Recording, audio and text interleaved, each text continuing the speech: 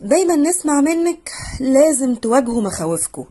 طب ازاي؟ قوليلنا. ماشي، يلا معايا 5 نصايح خفيفة كده وصغيرة تقدر تساعدكم بانكم تواجهوا مخاوفكم، طبعا بالتدريج. بشبهها كده بالظبط زي اللي بيخش ملاهي، بس اسمها ملاهي الحياة. تخشوها وما تصرخوش في نفس الوقت.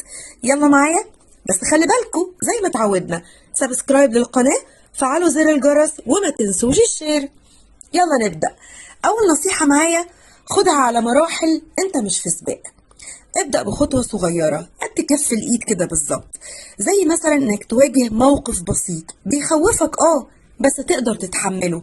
يعني ما تقربش من العفريت على طول، بصله كده من بعيد. معايا؟ تاني نصيحة، طلع بقى الوحش اللي جواك للنور. يعني أعمل إيه؟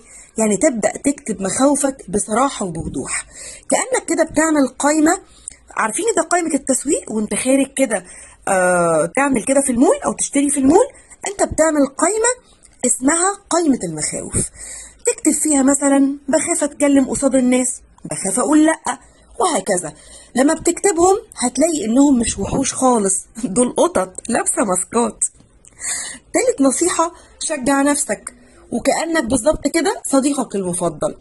كل مرة بتواجه خوف صغير قول لنفسك برافو عليا، خطوة جامدة. ما تنساش سقف لنفسك وما تستناش الناس تسقف لك. تمام؟ وطبعا وخلي بالكم بصوت عالي، بصوت عالي. نصيحة الرابعة، جرب بقى لعبة التمثيل.